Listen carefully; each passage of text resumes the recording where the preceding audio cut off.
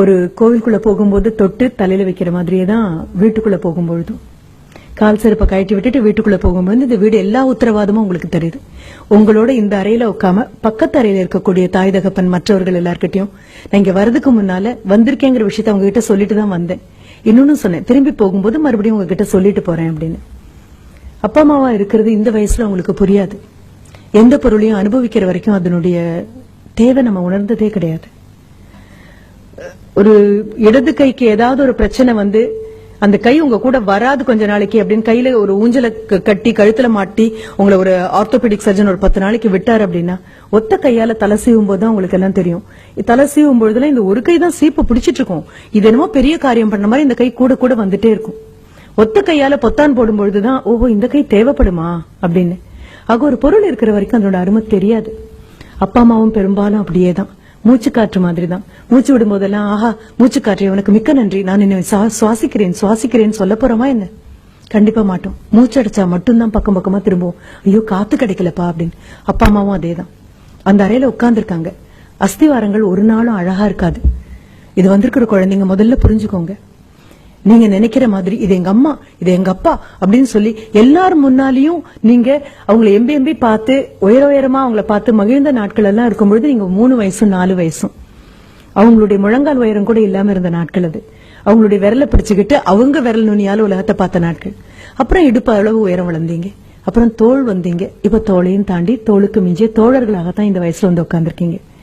இப்ப நீங்க நினைக்கிற மாதிரி உங்க அம்மாவும் அப்பாவும் ஒரு விளம்பரத்துல வரக்கூடிய தாய் தகப்பன் மாதிரி கண்டிப்பா இருக்க மாட்டாங்க. விளம்பரத்துல வரக்கூடிய தாய் தகப்பன் வேணா நீங்க டாலர் ஆகணும், ஸ்மார்ட்டர் ஆகணும், பிக்கர் ஆகணும் அப்படின்னு ஏதோ ஒண்ணு கலந்து உங்க கையில கொடுக்க காலியான அந்த குவளையில ஏதோ இருக்கிற மாதிரி விளம்பரத்துக்காக நடிச்சு குடிக்கலாம். ஆனா இந்த தாய் தகப்பன் அப்படி எல்லாம் கொண்டு வந்து கொடுக்கற தாய் தகப்பன் இல்ல. உங்ககிட்ட ஆட்டோகிராஃப் கேட்கிற தாய் தகப்பன் இல்ல. இல்ல உங்க நண்பன் கிட்ட பாடா எங்க அம்மா பாருப்பா எங்க அப்பா பாருப்பா, இதெல்லாம் இல்ல. எப்படியும் 40-45 தொட்டிருப்பாங்க, இல்ல தொடக்கூடிய தூரத்துலதான் இருப்பாங்க. எப்படியோ அம்மாவுக்கு ஒரு முதுகு வலியோ முழங்கால் வலியோ வந்துட்டு போகும். சொல்லாம ஒரு தலைவலி வரும். கலகலன்னு சிரிச்சுட்டு ஓடிட்டு இருந்த ஒரு அம்மா, நீ திரும்பின பொழுதெல்லாம் உனக்கு விதவிதமா சமைச்சு கொடுத்துட்டு இருந்த அம்மா கொஞ்சம் ஸ்லோ டவுன் ஆக ஆரம்பிச்சிருப்பாங்க. சமையல் கட்டுல நின்னு 1 நிமிஷத்துக்கு 2 நிமிஷம் எங்க வச்சேனே தெரியல, இப்ப அடிக்கடி ஞாபகம் மறதி வருது அப்படின்னு சொல்லுவாங்க. ஃப்ரிட்ஜை திறந்து வச்சுட்டு ரொம்ப நேரம் அங்கேயே பாத்துட்டு இருப்பாங்க. என்னம்மா அப்படின்னு. அதுதான் எனக்கும் புரியல, ஏன் ஃப்ரிட்ஜை திறந்தேன்னு எனக்கு தெரியல அப்படின்னு. அப்பா என்ன பண்ணுவாரு, சென்டர் ஸ்டாண்ட் போட்டு வண்டியை நிறுத்திட்டு இருந்த அப்பாவுடைய தலை கொள்ளாம இருந்த முடியெல்லாம் பார்த்து நீ இப்படி அண்ணாந்து பார்த்தது உண்டு. எல்லாம் கொழிஞ்சு இப்ப முன்னெத்தி எல்லாம் பின்னெத்தி வரைக்கும் போயாச்சு. ஆக அப்படிப்பட்ட அப்பா இப்ப சைட் ஸ்டாண்ட் போட்டுட்டு வராரு. அப்படியே வந்து உட்காந்து அப்பா அப்படின்னு கால் நீட்டுறாரு. அம்மா ஓடி போயிட்டோம்ல தண்ணி கொண்டு வந்து கொடுக்குறாங்க. நகர்ந்து நின்னு பாருங்க, ஒன்னும் அவசரம் இல்ல, விலகி பாருங்க. பார்க்க பரிணாம வளர்ச்சியில தாயும் தகப்பனும் முதுமையை நோக்கி எப்படி போயிட்டே இருக்காங்கன்னு பாருங்க. அப்படி உட்கார்ந்துட்டு இருக்கக்கூடிய ஒரு அப்பா அப்படின்னு சொல்லும் பொழுது அப்பாவுடைய பார்வையில் நிறைய மாற்றம் வந்தாச்சு. அம்மா அப்பாக்காக வேற மாதிரி சமைக்கிறாங்க.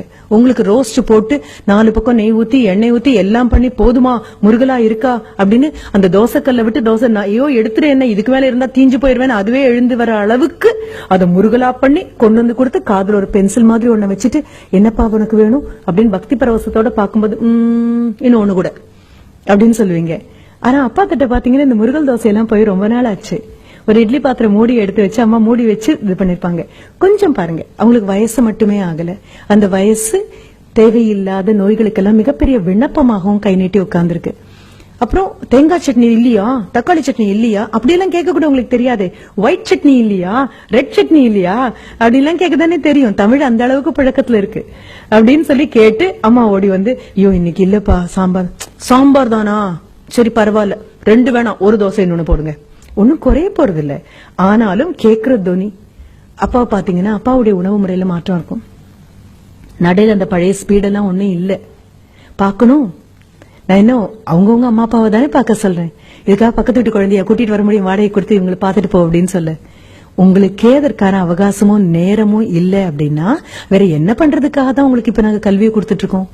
24 மணி நேரத்துல உருப்படியா செஞ்ச எதுவுமே இல்ல. ஆக திரும்பி பாருங்க, ஒண்ணும் இல்ல. இந்த 2 மாசமும் இத்தனை வருஷம் நீங்க ஓடி ஓடி ஓடி ஓடி படித்ததாக ஒரு கதை சொல்லிட்டு இருந்தோம் இல்லையா, கதைதான். ஆசிரியர்களான எங்களுக்கு நல்லாவே தெரியும். அது ஓடுற மாதிரி ஒரு நடிப்பு, நீங்க ஓடுற மாதிரி நடிப்பீங்க, நம்புற மாதிரி நாங்க நடிப்போம், படிக்கிற மாதிரி நடிப்பீங்க, படிச்ச மாதிரி நாங்க நம்புவோம். இதுக்கு நடுவுல ஏதோ சில மார்க்.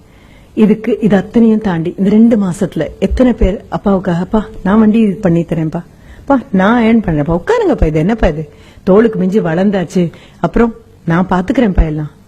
இதற்காக அடுத்த குழந்தைய வாடகை எடுக்க முடியாது. நீ சின்னதா பிறக்கிற வரைக்கும் எல்லாம் கேட்டது, மகனா மகளான்னு யாரும் கேட்கல, சார் பையனா பொண்ணா அப்படின்னு. பிறந்த உன்னை கையில எடுத்ததுக்கு அப்புறம் பையன் பொண்ணெல்லாம் கிடையாது, அந்த வார்த்தைகளே இல்ல. மகனா மகளா கையில ஒரு குழந்தைய வச்சுட்டு நிக்கும் போது அம்மாவானாலும் அப்பாவானாலும் நினைப்பாங்க, இதுக்கு ஒரு 18 வயசு ஆகும், என் கை கால்லாம் கொஞ்சம் தளர்ந்து போகும், அவ்வளவேதான். சாஞ்சுக்கு தோளா என் பையன் இருப்பான், சாஞ்சுக்கு தோளா என் பொண்ணு இருப்பா அப்படின்னு காத்துட்டு இருக்கக்கூடிய நேரத்துல கையில ஒரு மொபைல் போன் எடுத்துட்டு போன் வந்த அடுத்த நிமிஷம் நீ வீட்டை விட்டு வெளியில போய் வராண்டல் நிக்கிறல்ல, யார் தோல்ல சாஞ்சுக்க போறாங்க? யோசிச்சு பாரு. ஒண்ணும் இல்ல, நான் சின்ன சின்ன விதைகளை மட்டும் தான், குற்றமே இல்ல. நமக்கு தெரியாது, நம்ம இன்னும் குழந்தைங்களா இருக்கும். அப்பா அம்மா முடிஞ்சுதா, தாத்தா பாட்டின்னு வீட்டுல இருக்காங்க. இந்த தாத்தா பாட்டி பண்ண பெரும் தியாகம் தான் அப்பா அம்மாவா வந்திருக்கும். அப்பாவும் அம்மாவும் பண்ண பெரும் தியாகம் தான் நீங்க இங்க வந்திருக்கீங்க. இது அத்தனையும் புரிஞ்சுக்கோங்க. அடுத்தது பள்ளிக்கூடத்துல இருக்கக்கூடிய அந்த ஆசிரியர்கள் ரொம்ப அழகா இருக்கும். எனக்கு ரொம்ப சந்தோஷமான அனுபவமாக நான் பகிர்ந்து கொள்ளக்கூடியது. ஒரு 3 வயதாக இருக்கும்போது என்னுடைய மகன் பள்ளிக்கூடத்துக்கு போயிட்டு எல்கேஜிக்கு போயிட்டு திரும்பி வந்து அவன் என்கிட்ட சொன்னது, my teacher is very beautiful அப்படின்னு சொன்னான். இந்த வார்த்தை ஆச்சரியமா இருந்தது. அது ஒரு 3 வயது குழந்தை போய் பள்ளிக்கூடத்துல திரும்பி வந்து அன்றே சொன்னது ரொம்ப ஆச்சரியமாக இருந்தது. சரி, ஒரு 2 நாள் கழிச்சு போய் இந்த பியூட்டிஃபுல்லான டீச்சரை பார்க்கலாம் அப்படின்னு.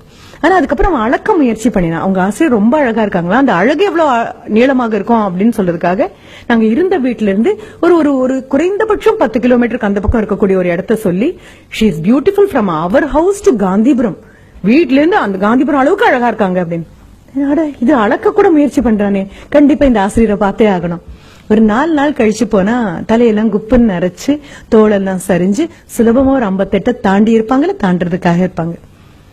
அந்த ஆசிரியர் ஏன் அழகா இருந்தாங்கன்னு எங்களுக்கு எப்ப புரிஞ்சது அப்படின்னா, வரக்கூடிய ஒவ்வொரு குழந்தைகிட்டையும் அந்த குழந்தை உயரத்துக்கு மண்டி போட்டு அந்த குழந்தை உயரத்துக்கு தோளை அரவணைச்சு, ஆமா நேத்து ஏன் வரல, ரொம்ப மிஸ் பண்ணேன் தெரியுமா உன்ன அப்படின்னு சொன்னாங்க. அவங்க பேருக்கு பின்னால என்ன பட்டம்னு தெரியாது, அது என்ன பேருன்னு தெரியாது, எத்தனை வருஷம் அனுபவம் தெரியாது. ஆனா ஒண்ணு தெரியும், குழந்தைங்களை அவங்களுக்கு தெரியுது, குழந்தைங்களுக்கு அவங்கள தெரியுது, அவ்வளவேதான். அரவணைச்சு கூப்பிட்ட போது நான் நினைச்சேன், ஐயோ என் பையன் அளந்த தூரம் 10வது போல இருக்கே, இன்னொரு 100 கிலோமீட்டருக்கு அந்த பக்கம் வரைக்கும் ஒரு இடத்த சொல்லி அவ்வளவு அழகா இருக்காங்க.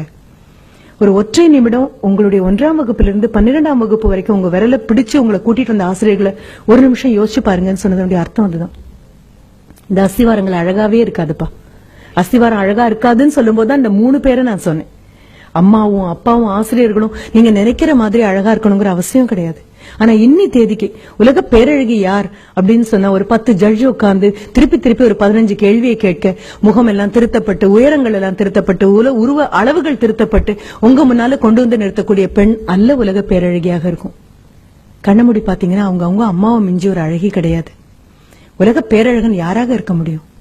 தோல் தளர்ந்து, முகத்தை சுத்தி, கண்ணை சுத்தி கருவளையம் வந்து, தலையில் இருக்கக்கூடிய முடியெல்லாம் கொட்டி ஒரு நிமிஷம் பெருமூச்சு விட்டு, இந்த பையன் படிச்சு மேல வந்துட்டானா போதும்பா, எனக்கு ஒண்ணும் கொடுக்க வேண்டாம், அவன் கால ஊனிக்கட்டும் அப்படின்னு ஒவ்வொரு நாளும் உங்களுக்கு தெரியாம மனதுக்குள்ள பிரார்த்திக்கக்கூடிய உங்க அப்பாவை மிஞ்சி உலகத்துல பேரழகான ஒரு உருவம் எதுவுமே கிடையாது. நீங்க வரீங்கன்னு தெரிஞ்சு ஊரார் பிள்ளைய ஊட்டி வளர்க்கணும் அப்படிங்கறதுக்காகவே ஒவ்வொரு நாளும் கல்வியை டிஃபன் பாக்ஸ்ல போட்டு சுமந்து திணிச்சு அமுக்கி கொண்டு வரக்கூடிய உங்க ஆசிரியரை விட மிகப்பெரிய ஒரு நபர் உலகத்துல கிடையாது. ஆனா இது 3 அஸ்திவாரம். எந்த கட்டடத்துக்கும் அஸ்திவாரம் அழகா இருக்க வேண்டிய அவசியம் கிடையாது. அஸ்திவாரம் போட்ட அடுத்த நிமிஷம் அதுக்கு பூச்சி அடிக்கிற ஆட்கள் யாரும் கிடையாது. அஸ்திவாரத்துக்கு அலங்காரம் பண்ற ஆட்கள் யாரும் கிடையாது. அஸ்திவாரத்தினுடைய அழகு என்ன தெரியுமா? உறுதி மட்டும்தான் அதனுடைய அழகு. தாயும் தகப்பனும் சொல்லிக் கொடுத்த ஆசிரியரும் உங்களை உருப்பட வைக்கிறதுங்கிற ஒற்றை எண்ணத்துல உறுதியா நிக்கிறதுனால மட்டும்தான் மேலெழும்பக்கூடிய கட்டடங்கள் அவ்வளவு அழகா இருக்கு. உங்களுடைய ஜியோமெட்ரி பாக்ஸ் இருக்கும் தெரியுமா? அந்த ஜியோமெட்ரி பாக்ஸ் காம்பஸ்னு ஒண்ணு இருக்கும். அந்த காம்பஸுடைய ஒத்த கால ஊனி அசையாம அது நின்னா மட்டும்தான் அடுத்த கால் எவ்வளவு பெரிய வட்டம் வேணாலும் சுத்த முடியும். நான் சொன்ன ஆசிரியரும் அம்மா அப்பாவும் அந்த ஒற்றை கால் இடத்தை விட்டு நகரல. நீங்க எங்க வேணாலும் போயிட்டு வாங்க, எத்தனை பெரிய வட்டம் வேணாலும் போடுங்க, அத்தனை பெரிய வட்டமும் வட்டமா ஒழுங்கா அமையணும்னா இந்த ஒத்த கால் இருக்கிற இடத்தை விட்டு நகராம தவம் பண்ணின மாதிரி காத்து நின்னா மட்டும்தான். இந்த போன கால் சுத்திட்டு வராமையும் போகலாம், போன கால் திரும்பியும் வரலாம். வந்ததுக்கு அப்புறம் கூட ஆஹா நீ இவ்வளவு உறுதியா நின்னதுனாலதானே நான் போனேன் அப்படின்னு யாரும் ஒரு வார்த்தை கூட சொன்னதில்லை. இந்த 3 பேருக்காகவும் ஒரே ஒரு தடவை மனசார கைத்தட்டிடுங்க.